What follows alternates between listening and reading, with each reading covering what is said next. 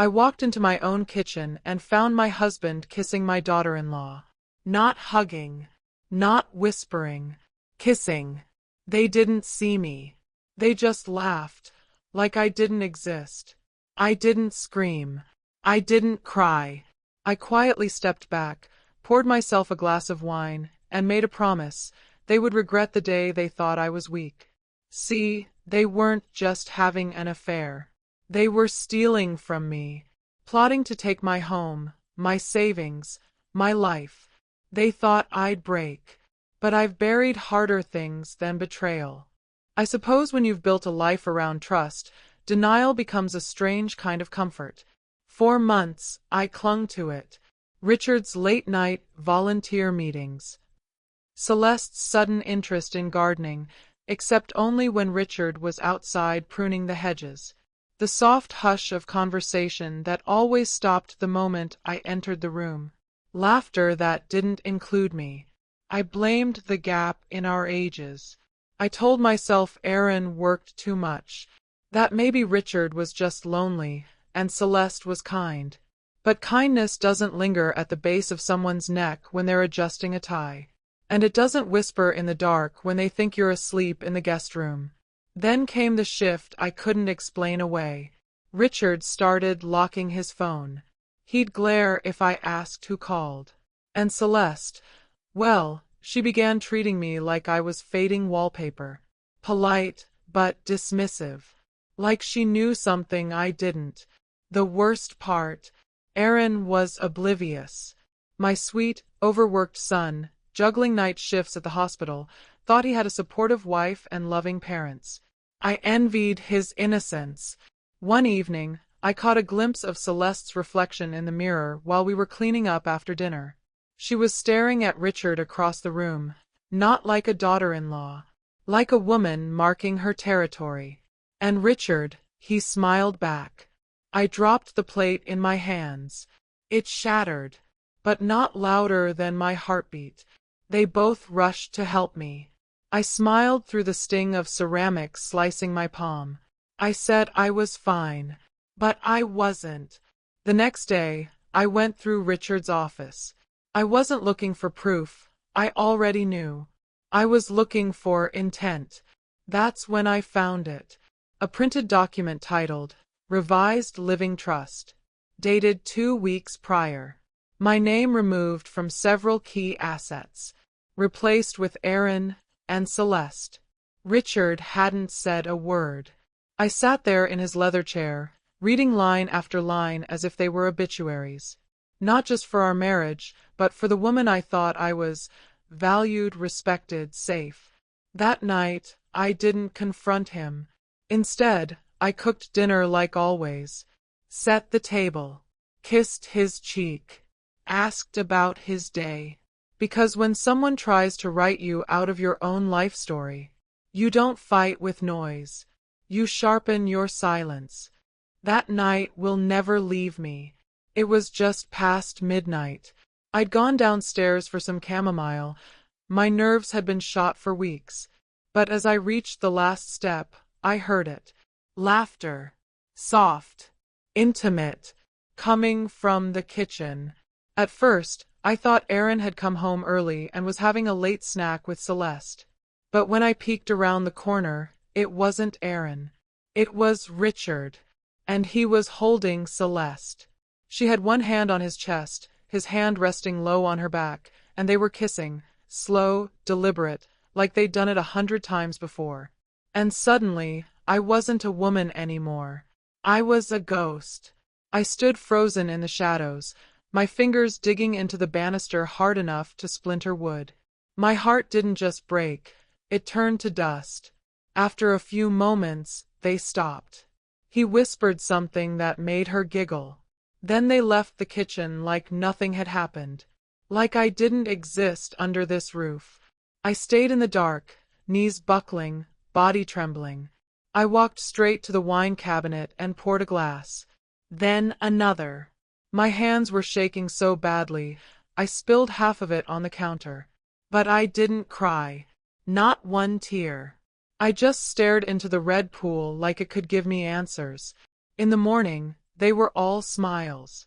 Celeste made blueberry pancakes, humming like some sitcom housewife. Richard sat reading the paper, asking about the garden. He kissed my forehead on his way out the door. I nearly vomited, but I smiled, said thank you, even complimented the pancakes, because something had shifted.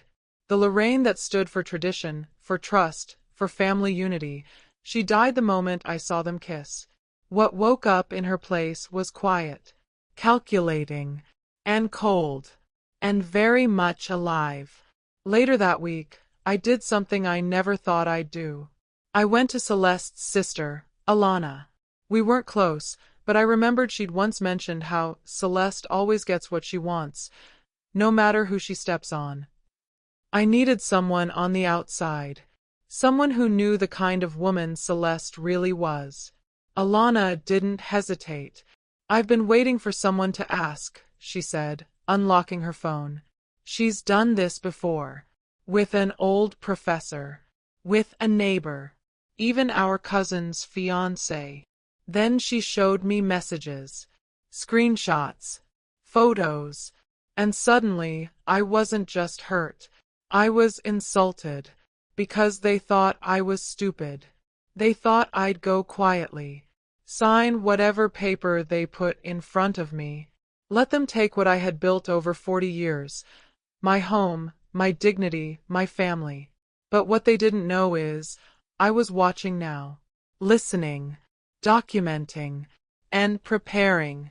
Because betrayal like that, it doesn't just deserve a slap on the wrist. It deserves consequences. When you've spent your whole life trusting people, the hardest thing isn't betrayal. It's learning how to become someone who doesn't. I knew I couldn't go to a lawyer yet, not without tipping my hand. I needed someone who understood shadows and silence, someone who could help me build a case, brick by careful brick. That's when I called my niece, Dana. Dana was always the black sheep, bright, bold, never afraid to color outside the lines. She worked in cybersecurity for a private firm in Boston, and she owed me a favor or two from her college days. I didn't need to say much, just told her I needed help, and that it involved Richard. She showed up the next day, all business. Glasses, hoodie, laptop in tow. Within 48 hours, she had done more damage than a team of attorneys ever could. Tiny cameras went up in the living room, kitchen, guest room. Places they wouldn't even think to look. She installed an app on Richard's phone while he was in the shower, one that mirrored his texts and emails to her secure drive. She even showed me how to access our bank accounts online in real time, something Richard had conveniently kept me away from for years. That's when we saw it. Thousands of dollars, siphoned bit by bit from our savings. And where was it going?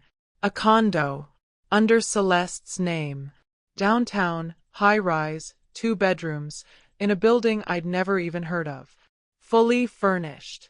With money from my retirement. Dana pulled up the lease. The deposit date matched a weekend Richard claimed he was at a golf retreat. That's when everything clicked. This wasn't just a fling. It wasn't about passion. It was a plan. They were preparing a new life, while quietly erasing mine. The worst part, Aaron had no clue. My sweet boy thought his wife and father were saints. He'd asked me recently if I'd be okay moving into a smaller place, maybe even staying with him and Celeste for a while. Now I understood why. They were softening the ground, laying the trap. Richard and Celeste must have convinced him I was slipping, losing track of bills, forgetting things, becoming a burden. They were building the narrative, but I had my own story to write. You see, my grandmother, Eleanor, was a shrewd woman. She'd lived through 2 world wars and 1 brutal divorce. She didn't trust easily, and when she passed, she left behind a living trust for the Bell family estate. One clause stood out, engraved like iron. If any spouse is found to have committed infidelity, and the other can provide proof of such misconduct, the offending party forfeits all claim to the estate, including jointly held assets. Richard never knew that part, because the trust was updated quietly, just before we married. And now, thanks to Dana, I had everything I needed: text messages, account transfers, camera footage, and a digital trail that screamed betrayal. All I had to do now was let them get comfortable. Let them think they'd won. Because the deeper they dug their little escape tunnel, the faster I'd bury them in it. I waited. 2 weeks of watching them pretend, of letting them rehearse their smug little routines, Celeste bringing over soup as if she cared, Richard humming in the hallway like he didn't just betray 40 years of my life. I played my part too. Smiled. Nodded. Acted just confused enough to keep them comfortable. Then, one Sunday afternoon, I called and invited them for dinner. Old-fashioned roast beef, I said. Just like we used to make. Come hungry. They showed up dressed like they were walking into a victory party. Richard in that blazer he always wore when closing real estate deals. Celeste in a silk blouse that probably came from my credit card. I welcomed them with open arms and a warm smile. The dining room was glowing. Candles, wine, fresh flowers from the garden. I even wore the pearl necklace Richard gave me on our 25th anniversary. I wanted him to see it, to remember the woman he thought was too soft to fight back. We sat, laughed, ate, and then I raised my glass. To family, I said. Even when it disappoints you. They chuckled, not understanding. Then I reached into the sideboard and pulled out 2 envelopes. Handed one to each of them. "What's this?" Richard asked, his voice thick with red wine and arrogance. "Dessert," I said calmly. "Go on. Open it." They did, and silence swallowed the room. Inside, color printouts of text messages between them, some vulgar, some cruel. Screenshots of their whispered fantasies, their plans to drain my accounts, their jokes about me being too tired to fight back. There were also wire transfer records, lease documents for the condo, and stills from the hidden cameras, a blurred image of them holding hands in the guest room, lips barely inches apart. Celeste's fork hit her plate with a loud clang. Richard's face drained of all color. "You," he began. I cut him off. "Save it. Here's the deal. You sign the divorce papers by Monday. No contest. No arguments. You walk away with what I allow, or—" I leaned in, voice ice cold. "I take this to every family friend, every business partner, every church newsletter. And believe me, by the time I'm done, even the mailman will know who you really are." Just then, Dana entered from the kitchen. Calm, collected, phone in hand. She turned the screen toward them. "This has been live streaming to a private Facebook group," she said sweetly. "Over 30 people watching, including some of your colleagues, Richard, and a few of your mom's bridge partners, Celeste." They froze. Richard opened his mouth, then closed it again. Celeste looked like she might vomit. I stood slowly, took off my pearls, and placed them on the table. "I wore these today for a reason," I said. "Because they used to mean something. But now, they're just decoration. Like the 2 of you." They didn't speak. They didn't blink. I walked out of the dining room and didn't look back, because in that moment, I wasn't a scorned wife. I was the architect of their downfall, and the first brick had just landed. By Friday morning, Richard was gone. He didn't say goodbye. He didn't pack everything, just grabbed a suitcase and disappeared like a man running from the shadow of his own shame. I stood by the front window and watched him pull out of the driveway for the last time. No tears, no regrets, just silence, and a calm I hadn't felt in years. Celeste tried to call Aaron, my son, thinking she could spin her way out of this. But she was too late. I had already told him everything, not just the affair, not just the texts. I showed him the footage, the money trail, her smirks, Richard's lies. He didn't scream. He didn't cry. He just sat there, stunned. Then, like a switch had been flipped, he stood up and said, "I'm done." 2 days later, he filed for divorce, moved back into the house he was raised in, into the room he once wallpapered with baseball posters. His heart was bruised, but his eyes, they were clear for the first time in years. "You should have told me sooner," he said one night over dinner. I just smiled. "You had to see it for yourself. The house, still mine, legally, emotionally, and spiritually. The trust my grandmother built stayed untouched. Every clause, every signature, every condition held up. And as for Celeste, turns out, betrayal wasn't her only crime.